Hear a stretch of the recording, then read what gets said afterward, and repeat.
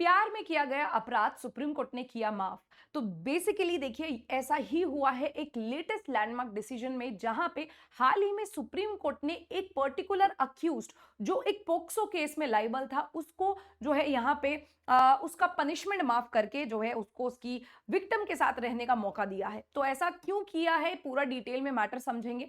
Rarest of rare case है, ऐसा आम तौर से नहीं होता है, आम डिसीजंस हमें ऐसे देखने को नहीं मिलते। एक खास एक तरीके का रेयर स्पेशल परिस्थितियों वाला जो है ये केस है। तो सुप्रीम कोर्ट का पोक्सो के रिगार्ड में जजमेंट है, अगर आप देखोगे कि किरुबंकरन वर्सेस स्टेट ऑफ तमिलनाडु, ये पर्टिकुलर केस का नाम है। वीडियो को लाइक जरूर कीजिए, चैनल को सब्सक्राइब जरूर कीजिए for all such kind of updates. तो यहाँ पे देखो रिसेंटली एक रेयर जजमेंट पास करी गई है सुप्रीम कोर्ट के द्वारा, और जब भी कोई रेयर जजमेंट पास करी जाती है लॉ का उल्लंघन करके या जो भी कानून में लिखा है उसके डाइवर्जन में उससे कुछ डिफरेंट अगर आप कह रहे हो, तो ऐसा करने के लिए सुप्रीम कोर्ट को अपनी विशेष पावर का इस्तेमाल करना चाहिए जो आर्टिकल 142 में दिया जाता है। तो यहां पे सुप्रीम कोर्ट ने क्वॉश करा है conviction and sentence a man who has been found guilty under section 366 as well as section 6 of the POCSO. तो देखो 366 के तहत ये पर्टिकुलर जो यहाँ पे अक्यूज्ड है, अभियुक्त है, आईपीसी के सेक्शन 366 जो अननेचुरल ऑफेंस है। नवतेज सिंह जौहर के केस में इसको पार्शियली अनकॉन्स्टिट्यूशनल कर दिया गया था, गैर संवैधानिक ठहरा दिया गया था, लेकिन पार्शियली ओनली। ठीक है, तो यहां पे इस पर्टिकुलर अक्यूज को सेक्शन 366 आईपीसी में लाइबल किया गया as well as section number 6 of the POCSO act. ठीक है, तो यहां पे क्योंकि सब्सीक्वेंटली जब यहां पे अपराधी ने अपराध किया उसके बाद में कुछ दिनों बाद इसने अपनी ही विक्टिम के साथ शादी कर ली। शादी करने के बाद इनका एक बच्चा भी हुआ और ये हैप्पीली एवर आफ्टर की तरह रहने लगे। ठीक है, लेकिन जो प्रोसीडिंग्स दर्ज हुई थी, जो केस दर्ज हुआ था इसके खिलाफ सेक्शन 366 के तहत और यहां पे धारा 6 ऑफ पोक्सो के तहत वो चलता रहा और मामला पहुंच गया सुप्रीम कोर्ट। अब सुप्रीम कोर्ट में इस तरीके का विशेष मामला पहुंचा है कि देखिए यहाँ पे जो अपराधी है क्या उसका कन्विक्शन होल्ड किया जाए, क्या उसको सजा दी जाए या फिर उसको उसके विक्टिम के साथ रहने का मौका दिया जाए, जैसे कि वो अभी रह रहा है बिल्कुल खुशहाल जीवन अपने विक्टिम के साथ जी रहा है। ठीक है, तो बहुत ही ज्यादा कहीं ना कहीं थोड़ा सा अटपटा लगता है सुनने में, लेकिन कभी कभी ऐसे केस में सुप्रीम कोर्ट ने भी जैसे बोला यहाँ पे कि हमें प्रैक्टिकल चीजें देखनी पड़ती हैं, समाज की बहुत सारी चीजों को मद्देनजर रख के जो है चीजें देखनी पड़ती है। और आफ्टर ऑल जो कानून का पर्टिकुलर उद्देश्य है, कानून का ऑब्जेक्टिव क्या है, कानून का ऑब्जेक्टिव है एक वेलफेयर स्टेट, यानी well being of the people of the state, यानी जो भी लोग रह रहे हैं हम लोगों की भलाई के लिए ही तो कानून बना है। ठीक है, तो इस केस में भलाई क्या है, इस केस में भलाई यही है कि भाई देखिए जो अक्यूज्ड है वो अगर अपनी विक्टिम के साथ या फिर जो उसकी अभी now she is the wife of the accused उसके साथ रह रहा है और दोनों आपस में खुशी खुशी रह रहे हैं, उनका बच्चा भी हो चुका है, तो ऐसे केस में इसको कन्विक्शन नहीं दिया जाएगा सुप्रीम कोर्ट के द्वारा।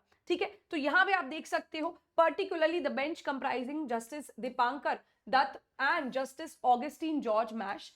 काफी अजीब केस है, आपको भी देखिए लग सकता है कि this is not that follows usually, ऐसा यूजुअली नहीं होता है, लेकिन देखो परिस्थिति इस तरीके की हो गई है कि सुप्रीम कोर्ट को इस तरीके का एक्शन लेना पड़ा।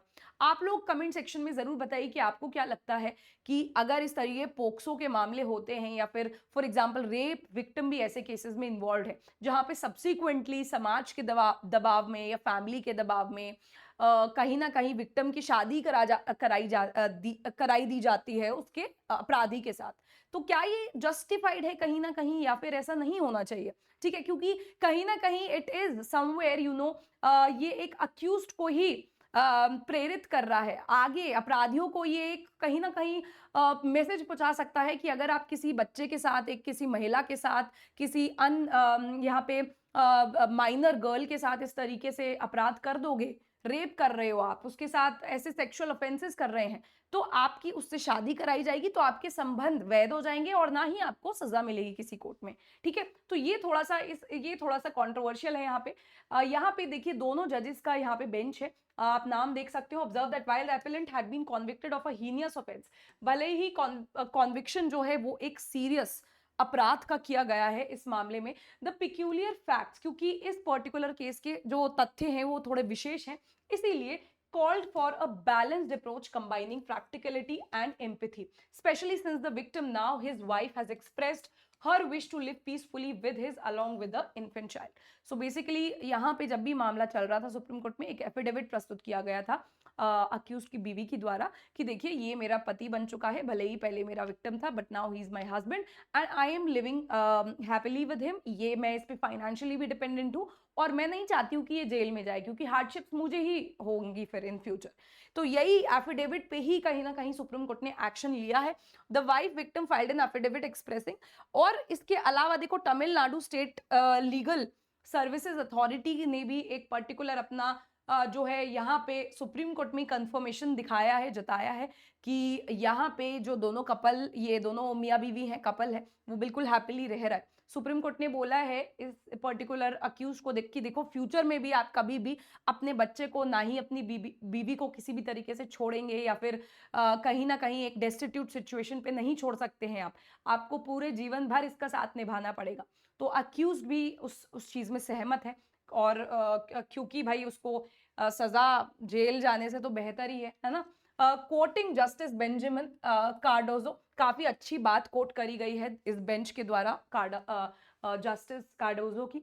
जस्टिस कार्डोजो ने एक बात बोली थी काफी इंपॉर्टेंट, काफी अच्छी इनका ये फेज है। The final cause of law is the welfare of society, यानी कानून का मेन उद्देश्य ही वेलबींग ऑफ सोसाइटी है ना। सोसाइटी में पीसफुल, सोसाइटी को पीसफुल बनाना, सोसाइटी में ऑर्डर लाना, यही जो है बेसिकली उद्देश्य कानून का। और कभी कभी हमेशा ये नहीं माना जाता है कि कानून सिर्फ दंड देने के लिए ही है, सिर्फ स्ट्रिक्ट एक्शन लेने के लिए ही है। जब इस तरीके की विशेष परिस्थिति आती है तो कोर्ट को जो है कहीं ना कहीं मानवता भी ध्यान में रखनी होती है और प्रैक्टिकल चीजें, समाज भी ध्यान में रखना पड़ता है। और यही जो है इस बेंच ने भी यहाँ पे इस पर्टिकुलर केस में जताया है। तो यहाँ पे बेसिकली इस अक्यूज का जो कन्विक्शन है उसको ड्रॉ कर दिया गया है और उसको डायरेक्ट किया गया है कि भाई आप अपनी बीवी के साथ, जो आपकी जो विक्टिम भी थी है ना, उसके साथ अपना जीवन खुशहाल तरीके से बिताइए। यहाँ पे आपको पॉक्सो के तहत कन्विक्शन नहीं मिलेगा। ठीक है, तो अपने थॉट जरूर शेयर कीजिए। यहाँ पे मेरा टेलीग्राम चैनल शेयर जो है फॉलो कर सकते हैं आप, दीक्षा चौधरी जुडिशरी। यहाँ पे आपको सारे ऑफिशियल अपडेट्स मिलते हैं, हर पर्टिकुलर जॉब रिलेटेड अपडेट्स। यहाँ पे मेरा AIB का जैसे अभी सेशन चल रहा है, तो जितने भी PDFs हैं, फ्री PDFs आप मेरे टेलीग्राम चैनल से डाउनलोड कर सकते हो। इसके अलावा you will always be in touch with me, कुछ भी इंपॉर्टेंट चीज आती है I share on my Telegram channel very soon. ठीक है, तो यहाँ पे that is it guys, do like the video and subscribe the channel. Thank you so much.